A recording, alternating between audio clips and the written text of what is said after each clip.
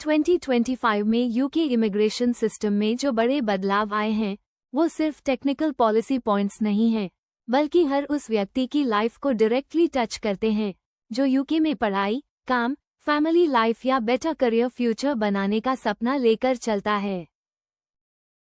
Immigration rules हमेशा evolving रहते हैं, लेकिन इस बार हुए नवंबर 2025 वाले अपडेट्स को कई लोग एक टर्निंग पॉइंट की तरह देख रहे हैं, क्योंकि इनका अफेक्ट सीजनल वर्कर्स से लेकर international students, families, skilled aspirants और एम्प्लॉयर्स तक सभी पर पड़ने वाला है। ये बदलाव एक तरह से गवर्नमेंट की लॉन्ग टर्म स्ट्रैटेजी को रिफ्लेक्ट करते हैं, जिसमें कंप्लायंस को मजबूत करना, सेफ्टी और सेफगार्डिंग को प्रायोरिटी देना और इकोनॉमी की वर्कफोर्स नीड्स को संतुलित करना शामिल है। इन रूल्स के पीछे सिर्फ पॉलिसी इंटेंशन नहीं है, बल्कि पिछले कई सालों में देखी गई रियलिटीज, चैलेंजेस और ग्राउंड लेवल इश्यूज भी हैं, जिनके चलते गवर्नमेंट को ये अपडेट्स मैंडेटरी लगे। सीजनल वर्कर वीजा वाले हिस्से में जो बड़ा चेंज आया है वो यूके के एग्रीकल्चर सेक्टर के लिए गेम चेंजर साबित हो सकता है। पहले सीजनल वर्कर्स अपने 6 मंथ वर्क पीरियड के बाद फोर्स्ड ब्रेक लेते थे क्योंकि रूल में पर ईयर लिमिट थी। फार्मर्स, हॉर्टिकल्चर बिजनेसेस और प्रोड्यूस सप्लाई चेन्स ने कई बार बताया था कि यह रिजिड सिस्टम प्रोडक्शन साइकिल को अफेक्ट करता है, क्रॉप्स का टाइमिंग नेचर पर डिपेंड करता है। कभी सीजन अर्ली आता है, कभी लेट, कई बार हार्वेस्टिंग के बीच अचानक हैवी रेन आ जाती है और पूरी टाइमलाइन शिफ्ट हो जाती है। ओल्ड रूल्स में वर्कर्स को वापस बुलाना मुश्किल था क्योंकि वीजा लिमिट ईयर बेस्ड थी, लेकिन 2025 का रोलिंग 10 मंथ रूल इस रिजिड सिचुएशन को रिप्लेस करता है और सीजनल वर्कफोर्स को ज़्यादा नेचुरली अलाइन करता है क्रॉप डिमांड्स के साथ। इससे वर्कर्स को भी फ्लेक्सिबिलिटी मिलती है कि वो अपने होम कंट्री की कमिटमेंट्स को मैनेज करके यूके आ सकें और अपनी अर्निंग साइकिल्स का ज़्यादा इफेक्टिव यूज़ कर सकें। बहुत सारे वर्कर्स ऐसे होते हैं जो हर साल यूके आते हैं और एग्रीकल्चर वर्क उनके इनकम का प्राइमरी सोर्स होता है। उनके लिए ये सुविधा उनके प्लानिंग को स्मूथ बना देगी। स्कीम को 2029 तक एक्सटेंड करने का मतलब ये भी है कि फार्मिंग सेक्टर अगले कई सालों तक लेबर शॉर्टेज से होने वाले नुकसान से बच सकेगा। लोकल डिमांड और माइग्रेंट वर्कर अवेलेबिलिटी की बैलेंस अब थोड़ी बेटर तरीके से मैनेज हो सकेगी। स्टूडेंट वीजा वाले हिस्से में मेंटेनेंस रिक्वायरमेंट का बढ़ना कई एप्लीकेंट्स के लिए इनिशियल शॉक की तरह हो सकता है, लेकिन जब हम यूके में एक्चुअल कॉस्ट ऑफ लिविंग को देखते हैं तो यह इंक्रीज काफ़ी प्रैक्टिकल लगता है। लंदन में रेंट और ग्रोसरीज ऑलरेडी बहुत महंगे हैं और लंदन से बाहर भी कॉस्ट स्टेडली बढ़ रही है। स्टूडेंट्स अगर एडिक्वेट फंड्स के बिना यूके आते हैं तो वो काफ़ी स्ट्रेसफुल कंडीशंस फेस करते हैं। पार्ट टाइम आवर्स लिमिट होती है, सर्वाइवल प्रेशर बढ़ जाता है, स्टडीज डिस्टर्ब होती हैं और कई स्टूडेंट्स को मेंटल हेल्थ इश्यूज तक हो जाते हैं। इसलिए गवर्नमेंट चाहती थी कि एप्लीकेंट्स फाइनेंशियली स्टेबल हों और यूके आने के बाद उन्हें अननेसेसरी स्ट्रगल न झेलनी पड़े। 28 कंसेक्यूटिव डेज वाले फंड मेंटेनेंस रूल में कोई चेंज नहीं किया गया है, क्योंकि यह रिक्वायरमेंट हमेशा से फाइनेंशियल जेन्युइननेस सुनिश्चित करने के लिए थी। लेकिन स्टूडेंट्स को अब अधिक ध्यान से अपनी स्टेटमेंट्स मेंटेन करनी होंगी। कोई भी छोटे से छोटा डीप या कमी पूरी एप्लीकेशन को रिस्क में डाल सकती है। कई बार स्टूडेंट्स को लगता है कि उनकी स्टेटमेंट्स चले जाएंगी, लेकिन रिफ्यूजल रेट पिछले साल काफ़ी हाई था।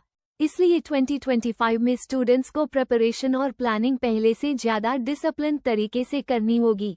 इस अपडेट का इम्प्लिकेशन ये भी है कि अब यूके शायद उन स्टूडेंट्स को अट्रैक्ट करना चाहता है जो फाइनेंशियली तैयार हैं और जो जेन्युइनली अपनी पढ़ाई पर फोकस कर सकते हैं, न कि केवल यूके में एंट्री पाने के लिए स्टडी रूट को यूज़ करें।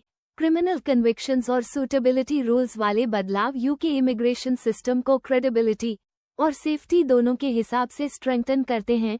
Mandatory refusal for custodial sentences of 12 months और मोर एक बहुत स्ट्रॉन्ग पॉइंट है, क्योंकि पहले कई केसेस डिस्क्रिशनरी होते थे और डिसीजन ऑफिसर के जजमेंट पर डिपेंड करता था। अब ये क्लैरिटी है कि ऐसे केसेस में अप्रूवल पॉसिबल नहीं होगा। यह उन लोगों के लिए भी एक मैसेज है जिनका पास्ट सीरियस क्रिमिनल एक्टिविटीज से जुड़ा हुआ है कि यूके ऐसे एप्लीकेंट्स के लिए ओपन नहीं रहेगा। इमिग्रेशन सिस्टम जितना क्लीन होगा उतना ही जेन्युइन एप्लीकेंट्स को लॉन्ग टर्म बेनिफिट मिलेगा। प्रीवियस ओवरस्टेइंग, डिसेप्शन, इल्लीगल एंट्री और इमिग्रेशन ब्रीचेस पर भी अब ज़्यादा स्ट्रिक्टनेस लागू होगी। कई लोग छोटी गलतियों को इग्नोर कर देते थे। उदाहरण के लिए टाइम पर वीज़ा एक्सटेंड न करना या किसी डॉक्यूमेंट में गलत इन्फॉर्मेशन देना। लेकिन अब ऐसे मैटर्स भी रिफ्यूजल ग्राउंड बन सकते हैं। कंप्लायंस कल्चर को इम्प्रूव करने के लिए ये मेजर्स काफ़ी इम्पैक्टफुल साबित होंगे। फैमिली वीज़ा में सेफगार्डिंग मेजर्स बहुत सेंसिटिव और इम्पॉर्टेंट हैं। कई सिचुएशंस में एप्लीकेंट्स इमोशनली वल्नरेबल होते हैं और उनकी सर्कमस्टांसेस कॉम्प्लिकेटेड होती हैं। Domestic abuse, mental harm, coercion और फोर्स्ड डिसीजंस जैसी कॉम्प्लेक्सिटीज इमिग्रेशन केसेस में काफ़ी बार देखी गई हैं। न्यू रूल्स में केस वर्कर्स को ये अथॉरिटी दी गई है कि अगर उन्हें रीजनेबल बिलीफ हो कि कोई पेरेंट या पार्टनर एप्लीकेंट के लिए रिस्क हो सकता है, तो एप्लीकेशन डायरेक्टली रिफ्यूज किया जा सकता है, इवन इफ एप्लीकेंट खुद उस रिलेशनशिप को कंटिन्यू करना चाहता हो। ये रूल पहली नज़र में स्ट्रिक्ट लगता है, लेकिन इसका इंटेंशन प्रोटेक्शन है, पनिशमेंट नहीं। कई बार विक्टिम्स प्रेशर में या इमोशनल अटैचमेंट की वजह से हार्मफुल रिलेशनशिप्स में फंसे रहते हैं। इमिग्रेशन सिस्टम ऐसे एप्लीकेंट्स को प्रोटेक्ट करके उन्हें लॉन्ग टर्म सेफ्टी दे सकता है। कोई भी फैमिली वीज़ा सिर्फ पेपरवर्क नहीं है, इसके पीछे real emotions, trust, love, security और फैमिली स्टेबिलिटी जैसी चीज़ें होती हैं। सेफगार्डिंग रूल्स इन सभी चीज़ों को प्रायोरिटी देते हैं ताकि कोई वल्नरेबल इंडिविजुअल इमिग्रेशन लूपहोल के कारण अनसेफ संडवाइंग में न फंस जाए। स्पॉन्सरशिप एप्लीकेशन फीस में इंक्रीज एम्प्लॉयर्स के लिए एक फाइनेंशियली इंपॉर्टेंट फैक्टर है। स्पॉन्सरशिप प्रणाली यूके इकोनॉमी में स्किल्ड वर्कफोर्स लाने के लिए बैकबोन का काम करती है, लेकिन प्रायोरिटी सर्विसेज में रिसोर्स यूसेज अधिक होता है, इसलिए गवर्नमेंट ने फीस रिवाइज की हैं। अब स्पॉन्सरशिप मैनेजमेंट एक्सपेडाइटेड सर्विस £350 हो गई है और priority service for license applications £750। कुछ एम्प्लॉयर्स खासकर छोटे ऑर्गेनाइजेशंस के लिए ये बढ़ी हुई कॉस्ट नोटिसेबल होगी, लेकिन इससे प्रोसेसिंग एफिशिएंसी और कंसिस्टेंसी इंप्रूव होने की उम्मीद है। एम्प्लॉयर्स को अपने HR प्लानिंग को थोड़ा एडजस्ट करना होगा और रिक्रूटमेंट नीड्स के हिसाब से कॉस्ट बेनिफिट एनालिसिस करना होगा।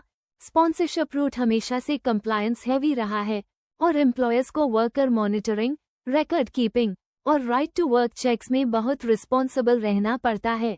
अपडेटेड फीस इस एक्सपेक्टेशन को भी हाईलाइट करती हैं कि जो ऑर्गेनाइजेशंस फास्ट ट्रैक सर्विस चाहती हैं, उन्हें इसके एडमिनिस्ट्रेटिव कॉस्ट को सपोर्ट करना होगा। इन सभी अपडेट्स का कंबाइंड इफेक्ट ये दिखाता है कि यूके इमिग्रेशन एक ऐसे दिशा में जा रहा है जहां क्लैरिटी, सेफ्टी, कंप्लायंस और इकोनॉमिक प्रैक्टिकलिटी को प्रिंसिपल्स बन रहे हैं। सीजनल वर्कर फ्लेक्सिबिलिटी इकोनॉमी के एक एसेंशियल सेक्टर की बैकबोन को मजबूत करेगी। Student maintenance increase financial responsibility को प्रमोट करेगा। क्रिमिनलिटी रूल्स सिस्टम को सेफ बनाएंगे। Family safeguarding rules vulnerable people की प्रोटेक्शन सुनिश्चित करेंगे। स्पॉन्सरशिप फीस अपडेट एम्प्लॉयर्स को ज़्यादा सिस्टमैटिक तरीके से ऑपरेट करने के लिए मोटिवेट करेंगे। इन सारे रूल्स को पढ़कर एक चीज़ साफ नज़र आती है, इमिग्रेशन अब पहले से ज़्यादा सीरियस प्लानिंग, डॉक्यूमेंटेशन एक्यूरेसी और जेन्युइन इंटेंशन की मांग करता है। किसी भी एप्लीकेंट के लिए सबसे बड़ी स्ट्रेंथ अपडेटेड नॉलेज होती है। गलत या इनकम्प्लीट इन्फॉर्मेशन पूरे एप्लीकेशन को रिस्क में डाल सकती है। इसलिए हर व्यक्ति जो यूके में मूव होना चाहता है, उसे चाहिए कि वो रूल्स के हर डिटेल को ध्यान से समझे, अपनी सर्कमस्टांसेस को प्रैक्टिकली इवैल्यूएट करे और अपनी इमिग्रेशन जर्नी को एक वेल ऑर्गेनाइज्ड मैनर में आगे बढ़ाए। इमिग्रेशन सिर्फ पेपरवर्क नहीं है, ये लोगों के सपनों, families, future careers, childrens education और एक न्यू लाइफ की शुरुआत से जुड़ा हुआ है। कई लोग अपने घर, कंफर्ट और फेमिलियर सराउंडिंग्स छोड़कर एक नए देश में नई जिंदगी बनाने जाते हैं। उनकी होप्स और स्ट्रगल्स रियल होती हैं। जब रूल्स बदलते हैं तो एप्लीकेंट्स के अंदर एक्साइटमेंट, फियर, कंफ्यूजन और होप सभी इमोशंस मिक्स होते हैं। लेकिन अगर इन्फॉर्मेशन क्लियर हो, डॉक्यूमेंटेशन स्ट्रॉन्ग हो और प्लानिंग सही हो, तो जर्नी अच्छी बन जाती है। ये लॉन्ग फॉर्म स्क्रिप्ट इसी क्लैरिटी को देने के लिए लिखा गया है, ताकि हर रीडर अपने डिसीजंस इन्फॉर्म्ड तरीके से ले सके। 2025 के ये इमिग्रेशन चेंजेस फ्यूचर में भी एक रेफरेंस पॉइंट की तरह देखे जाएंगे, क्योंकि इन्होंने कई एरियाज को रीशेप किया है। चाहे आप स्टूडेंट हो, वर्कर हो, फैमिली मेंबर हो या एम्प्लॉयर, ये अपडेट्स आपको बेटर प्रिपेयर्ड होने में मदद करेंगे। सही प्रिपरेशन हमेशा सक्सेस की सबसे बड़ी की होती है। अगर आप अपडेटेड पॉलिसीज के साथ अलाइन रहते हैं और अपनी एप्लीकेशंस को ऑनेस्ट, क्लियर और कंप्लायंट तरीके से सबमिट करते हैं, तो आपके पास अपने गोल्स को अचीव करने का एक मजबूत चांस रहेगा। यदि आप चाहें तो मैं इस पूरे कंटेंट को एक छोटा version, YouTube narration version, blog article या social media friendly condensed version में भी कन्वर्ट कर सकता हूँ।